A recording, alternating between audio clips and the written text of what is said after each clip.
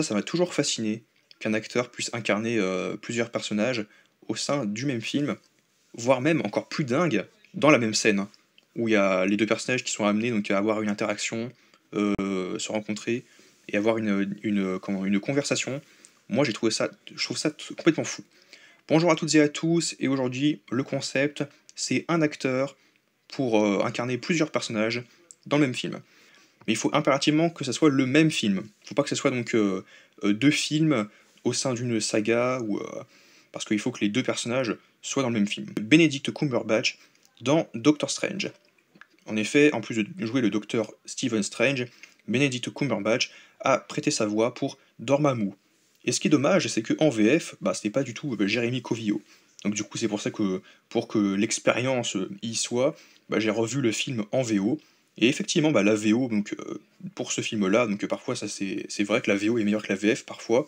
Mais aussi, quelquefois, la VF est tout aussi bien, ouais, on préfère voir la VF que la VO. Mais là, en l'occurrence, Doctor Strange, l'expérience est mieux en VO, en anglais, puisque effectivement on entend bel et bien la voix de Benedict Cumberbatch pour Dormammu, là où effectivement c'était un autre comédien qui a prêté sa voix pour le personnage. Mike Myers dans Austin Powers Goldmember. Dans ce troisième film de la trilogie, Mike Myers va incarner non pas deux, non pas trois, mais pas moins de quatre personnages. Effectivement, en plus d'avoir joué donc Austin Powers et son ennemi juré, donc le Docteur d'Enfer, il revient donc dans le rôle de Gradouble, très cool, donc nouveau personnage introduit dans Austin Powers 2, l'espion qui m'a tiré, avec Heather Graham dans le rôle de Felicity. Là, dans le troisième film, Mike Myers revient effectivement aussi en Gradouble, mais aussi en Goldmember. Donc ce personnage un peu fou qui est fasciné par l'or, etc., que le Docteur d'Enfer va faire appel à lui, et effectivement, encore une fois, ça doit demander un travail de fou. Surtout quand, à un moment donné, il y a 3 personnages sur 4 qui sont amenés à être dans la même pièce, dans la même scène. Puis c'est vrai que le personnage de Goldmember est complètement barré. C'est à chaque fois, je suis mort de rire quand je regarde ce film.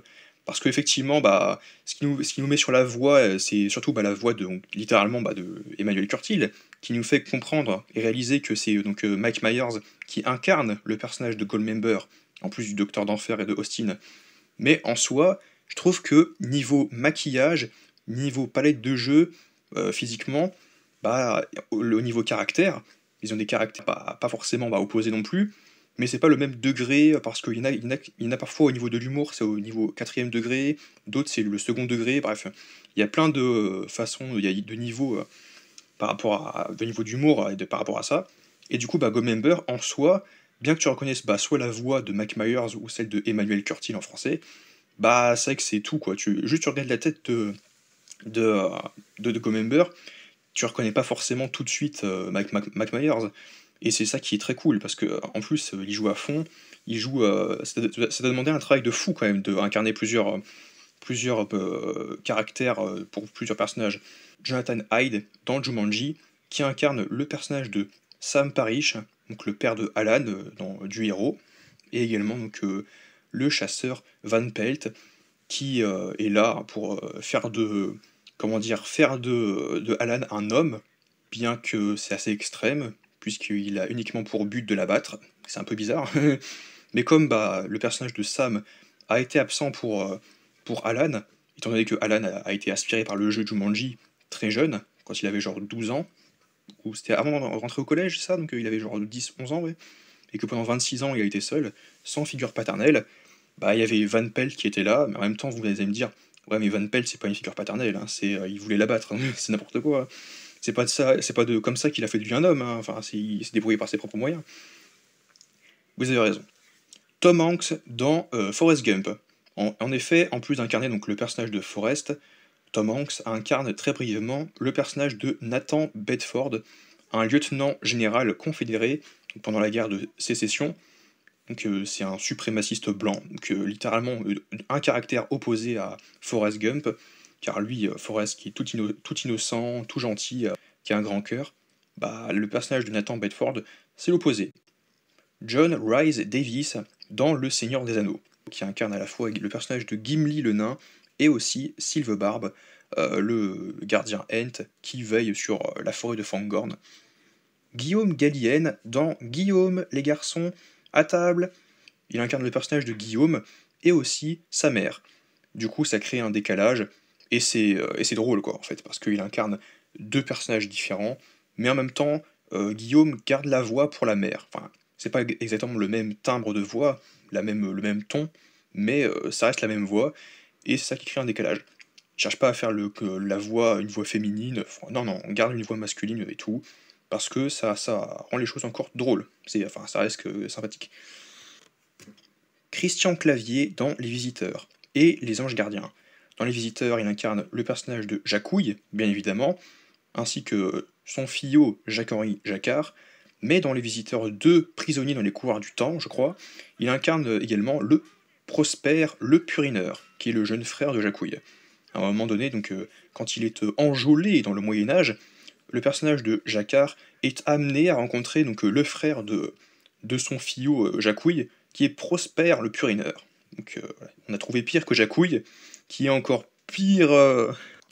Ah, mais oui, mais en ce temps-là, hygiéniquement parlant, c'était pas ça. Hein. Donc, du coup, bah, forcément, ça dégoûte un peu.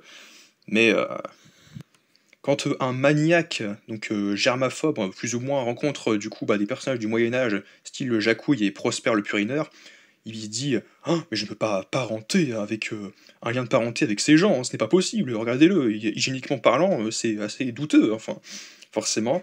Et les anges gardiens, où il incarne, donc, en plus du père Hervé Tarin, il incarne son ange, donc caractère opposé, pareil, là où il veut être pur, et bah du coup son ange essaie donc de l'entraîner du côté du péché, il veut le pervertir. Là où pour le Gérard Depardieu, dans Les Anges Gardiens, c'est pareil, c'est l'opposé. Donc Monsieur Ciccolini, enfin après c'est un faux nom il me semble, mais après je ne sais plus quel nom il a, je le mettrai dans la vidéo. Et en plus son ange, qui, pareil, caractère opposé, il veut l'amener vers la lumière, il est là pour le salut de son âme. Donc en gros, il est là pour le salut de son âme, il est en mode, mais je veux que tu pardonnes aux autres, pour que les autres te pardonnent, etc. Et du coup, ça crée un décalage, pareil, c'est super drôle. Et là, attention, si vous êtes resté jusqu'ici, on va jouer à un petit jeu. Si vous jouez le jeu, mettez sur pause et écrivez la réponse en commentaire. Il va y avoir deux acteurs pour le prix d'un dans le même film, et je vous donne un indice pour essayer de deviner lequel c'est. Un mot, visage. Voilà, vous êtes prêts? Mettez sur pause et écrivez la réponse en commentaire donc, du film et les acteurs. L'indice du film, c'est visage. Si vous avez trouvé, à vous, bravo. Donc, John Travolta et Nicolas Cage dans Volte-Face. Donc on a donc John Travolta qui joue d'abord le personnage de Sean Archer et le personnage de Castor Troy, et Nicolas Cage, pareil, il joue d'abord le personnage de Castor Troy et Sean Archer. Donc où les deux personnages sont amenés à échanger de visage. Donc c'est dégueulasse, le film est vraiment super cool, mais c'est vrai que l'opération est assez écœurant. Mais moi, c'est un film que j'adore parce que il y a toute la psychologie, un côté psychologique, un côté un peu pas parano, mais où le personnage donc de Sean Archer, sur le coup, est un petit peu déstabilisé, perturbé. Et puis le fait est que Castor profite de ça pour lui voler sa vie. Et le revirement aussi, il y a le revirement qui fait qu'on se retrouve sans voix, quand on apprend que le personnage de Castor, qui est devenu John Travolta, a volé la vie donc de Sean Archer, donc qui est devenu Nicolas Cage, et que le pauvre Sean est désemparé, il se dit mais mon Dieu, tu t'es débarrassé d'eux, tu vas me voler ma vie, moi je vais me trouver au trou à ta place, avec ton frère Nulos là. C'est vraiment poignant, j'ai vraiment été happé par et je me suis mis à la place donc de ce mari et père de famille qui essaie absolument tout depuis des années, d'arrêter Castor. Et du coup, je me suis mis à sa place et je me suis dit, ah mon Dieu, c'est terrible, comment va-t-on faire? Et forcément, du coup, la confrontation à la fin, on avait envie qu'il en donne, qu'il est prêt à en découdre. Après, oui, le film, je l'ai revu à l'occasion de préparer la vidéo. C'est un film de 1997 de John Woo. Et oui, le film a assez mal vieilli, les effets spéciaux de l'époque, c'est un peu mal vieilli. Mais sinon, en soi, le scénario, l'acting. Alors après, oui, effectivement, une suspension d'incrédulité, parce que, ok, on change de visage, ok, c'est dégueulasse, mais on change juste de visage et de voix. Parce que la voix, tu sais, ok, ils échangent leur voix, très bien. Mais ils échangent pas le reste du corps, quoi. Donc ça. Ok, certes, entre Nicolas Cage et John Travolta, tu te dis, allez, imagine que l'un ça devient l'autre. Est-ce que ça te choque? Bah, je lui fais: «Bah oui, il est plus grand, plus humain, plus mince».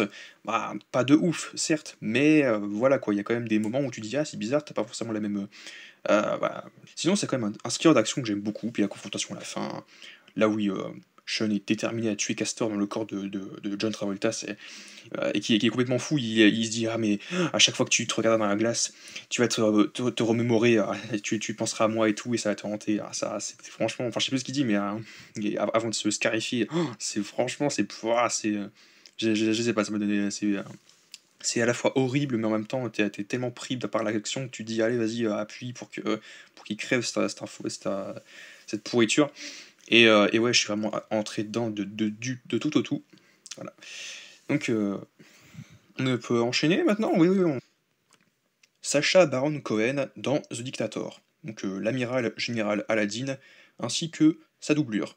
À un moment donné, je crois que c'est Effa Wad, la doublure de Aladdin, et pareil, le décalage, deux caractères opposés, et encore une fois, bah, je me répète, Jim Carrey dans Sonic 3, le film qui est sorti très récemment, donc le 25 décembre de l'année dernière, j'allais dire, où il incarne le docteur Robotnik, ainsi que le docteur Gérald Robotnik. Là pareil, deux personnages radicalement différents. Bah,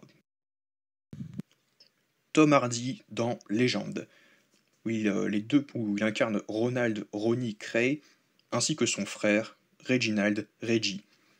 Et il y a des scènes assez fortes donc, entre les deux personnages, où il y a l'un qui est assez fou, qui a du mal, qui perd le contrôle un peu de lui-même, et donc du coup ben, il peut être un peu instable émotionnellement. Donc, et l'autre qui est un peu plus calme, un peu plus rationnel, qui garde ses distances, il veut pas forcément avoir d'ennui, et forcément pas pareil, je me répète, caractère opposé. Mais en même temps, c'est ça qui est assez cool, c'est que donc les acteurs, dans le même film, ils doivent forcément jouer, donc ils ne doivent pas être deux copies conformes de l'un de l'autre. Il faut forcément qu'ils jouent des personnages qui, euh, qui soient limite méconnaissables, quoi. Il faut qu'ils soient un peu, il faut qu'ils soient différents. Donc là, c'est différent. Donc Tom Hardy dans Légende, où il joue donc les frères Cray. Thomas F. Wilson dans Retour vers le futur 2. En plus de jouer Biff Tannen, il joue donc Griff, je crois que c'est son petit-fils dans le futur, donc en l'an 2015, où on a donc le personnage de Griff qui apparaît. Arnold Schwarzenegger dans Last Action Hero. Effectivement, donc le concept du film est très cool. Euh, dans un film où le film en question, bah, où il n'y a pas de règles, où c'est complètement barré, où il y a des trucs qui explosent, des machins qui volent, alors que ça n'a aucun sens. Des films vraiment, ce genre de comédie un peu barré, où tout est absurde. Et derrière, on a le monde réel. Voilà, le monde réel où effectivement, bah, où rien de tout ça n'est possible. Donc Schwarzenegger apparaît donc pour jouer donc le personnage de Jack Slater, donc dans une série de films qui sont dans le film honnêtement, avec le ticket d'or où effectivement bah, on peut aller carrément dans le film pour pouvoir vivre les aventures donc, de Jack à ses côtés, et il incarne effectivement bah, son propre rôle, donc lui-même, Arnold Schwarzenegger, Jean Dujardin dans Brise 3. Il va incarner donc un nouveau personnage, en plus de Brise de Nice, qui débarque sur une île, va rencontrer un personnage auquel, dans le passé, il lui a fait du tort, qui n'est autre que Colin. Colin qui va donc usurper son identité et va lui piquer tout son concept soirée jaune, casse contre casse. Dans Brise 3, il incarne à la fois donc Brice et Colin. Moi, je me rappelle de ça, ouais, je me rappelle que j'avais vu le film et que je me rappelais de ce personnage-là. Andy Serkis dans King Kong de Peter Jackson. Effectivement, c'est Andy Serkis qui, le spécialiste de la motion capture, qui a incarné à la dernière minute Knull dans Venom 3, qui était dégueulasse. Mais dans King Kong, il avait incarné King Kong, le personnage de Kong, le gorille, ainsi qu'un autre personnage, un marin, je mettrai le nom parce qu'en même temps le nom il n'est pas forcément connu, qui meurt en se faisant littéralement bah, qui se fait manger, on va dire ça, voilà, par des sangsues. Voilà. Ah oui, sangsues, ah ok, oui, vous voyez, donc il se fait manger par des sangsues, et il joue donc le marin, voilà, qui de l'équipage, et qui joue également donc King Kong. Jean-Paul Belmondo, dans Le Magnifique.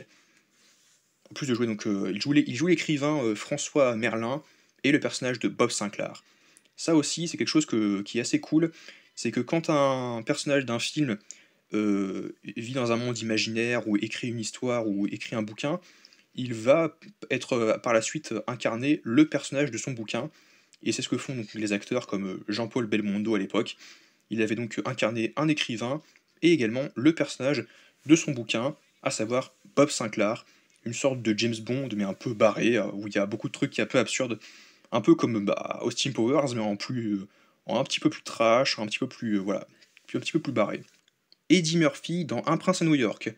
Alors là, il y a quatre personnages. Il y a le personnage du prince Hakim, le personnage de Clarence, le personnage de Randy Watson, à un moment, et le personnage de Saul. Quatre personnages, bravo. Will Smith dans Gemini Man. Donc il joue donc une version jeune de lui-même, à savoir Junior, et le personnage du film en soi, c'est donc Henry Brogan. Donc là c'est cool parce que Will Smith a été donc rajeuni numériquement pour le film, étant donné qu'il joue donc une version jeune de lui-même, enfin une autre version donc, du personnage qui est Junior, et c'est bluffant. Enfin après c'est vrai que quand les acteurs sont rajeunis numériquement, où ils ont genre 50 ans ou 60 ans, et qui doivent jouer des personnages de 20 à 30 ans, c'est vrai que la technologie aujourd'hui, ça fait des miracles, et c'est bien fait. Et enfin, donc le dernier film du coup qu'on va parler, on va parler de Predator, puisqu'il y a Kevin Peter Hall qui incarne le Predator dans le film, quand il fait face à Dutch, donc Schwarzenegger, qui à la fin du film va incarner un nouveau personnage, qui est donc le pilote de l'hélico, le pilote de l'hélicoptère, qui vient là pour chercher donc, le personnage de Schwarzy, Dutch, après son affrontement face au Predator. Donc c'est fascinant, il joue donc le Predator, et il joue également donc, un petit pilote, on le voit mais 3-4 secondes, juste il balance, on le voit vite fait, il se tourne, et c'est ça. N'hésitez pas donc à dire ce que vous en avez pensé, donc on a parlé de 20 acteurs, et on est déjà à 16 minutes, on avait beaucoup de choses à dire. Voilà. N'hésitez pas à aimer, partager, commenter, vous abonner, écrire en commentaire si effectivement si vous avez joué le jeu et que vous avez trouvé donc le film en question, si vous avez d'autres acteurs qui ont, à votre connaissance, qui ont incarné plusieurs personnages dans le même film, et n'hésitez pas donc à aimer, partager, commenter, et on se retrouve à très vite